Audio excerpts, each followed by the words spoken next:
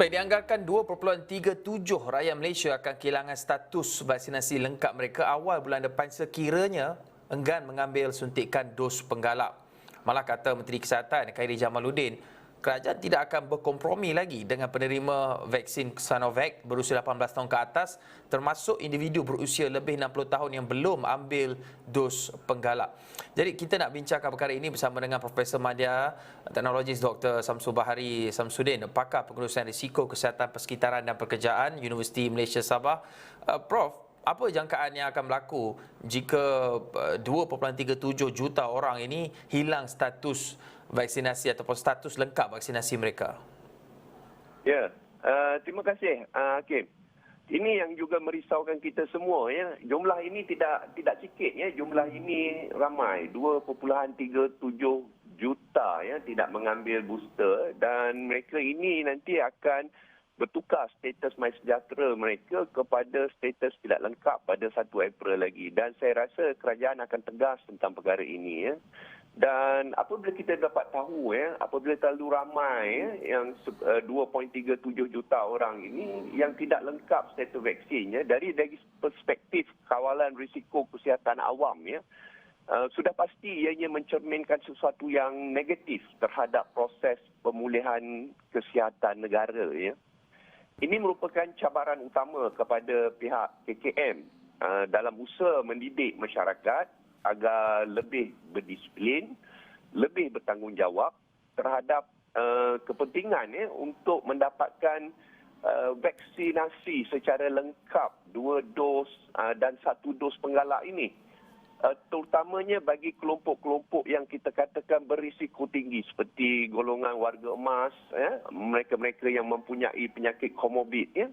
Jadi penyampaian maklumat, ya, adalah sangat penting.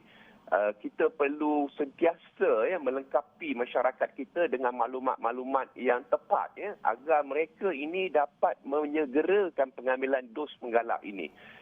Memang saya rasa sudah pasti ini bukan perkara baru, sudah 1-2 minggu ini rancak dibincangkan. Jadi lebih baik kita sama-sama di sini mengambil maklum dan mengambil faham kenapa pentingnya untuk kita mendapatkan suntikan dos penggalak ini. Jadi kita boleh dapat lihat, ya, implikasi apabila kita tidak mengambil dos penggalak ini boleh dibahagikan kepada 2 implikasi utama, iaitu implikasi kesihatan dan implikasi terhadap ekonomi dan sosial. Kalau saya pergi kepada yang pertama, implikasi kesihatan, ya, kalau kita merujuk pada mana-mana data penyelidikan yang berkaitan dengan vaksinasi, ya, kita dapati tempoh keberkesanan, effectiveness semua jenis vaksin untuk semua jenis penyakit. Kita bagi COVID-19 di negara kita ada Pfizer, AstraZeneca, Sinovac dan sebagainya. Mereka ini semua atau vaksin-vaksin ini semua berkadar songsang dengan masa. Maksudnya apa?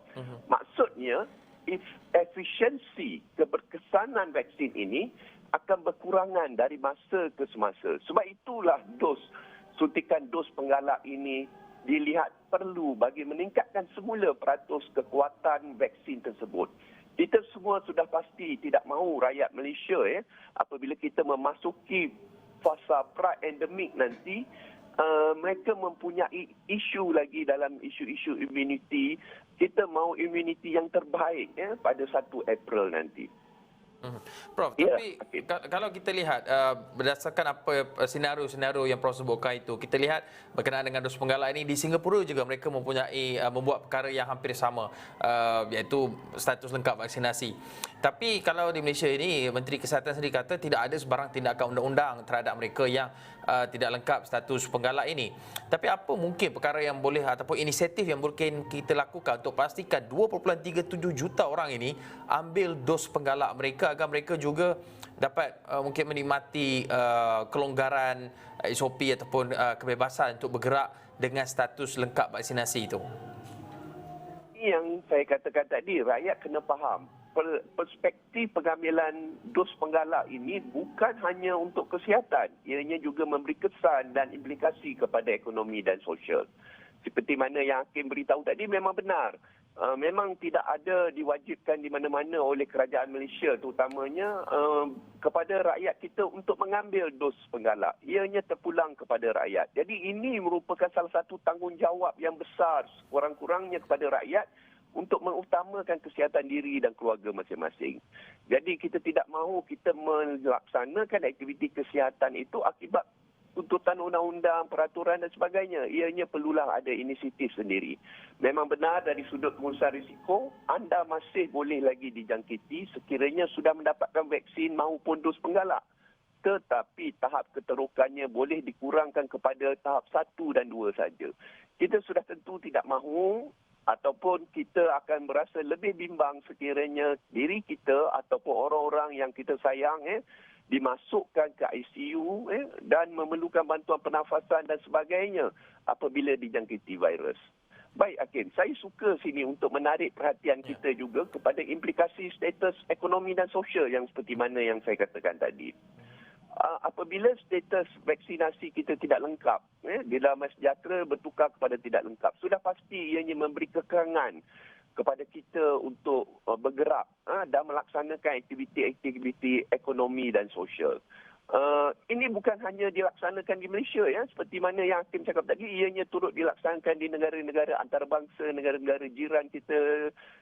Jadi sudah pasti kita tidak mahu ianya menjadi satu kekangan atau sesuatu faktor yang mengganggu pelan pemulihan ekonomi, juga mengganggu aktiviti-aktiviti sosial kita selepas 1 April nanti. Kita semua tahu bahawa selepas 1 April nanti, kita akan menyambut bulan Ramadan. Ada pasar Ramadannya, ada solat tarawihnya. Kemudian disambung dengan sambutan Aidilfitri. Sudah pasti ada aktiviti balik kampung, aktiviti ziarah dan sebagainya. Kita tidak mahu aktiviti-aktiviti sosial ini memungkinkan untuk berlakunya penularan jangkitan COVID-19.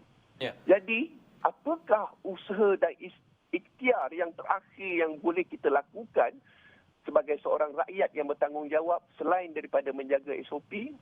Ayuh sama-samalah kita mengambil peluang ini dan berpesanlah kepada rakan-rakan jiran-jiran untuk segera membuat temu janji dan mendapatkan suntikan dos penggalak ini sebelum 1 April nanti. Ya. Inilah masanya kita jaga kita, Hakim. Ya.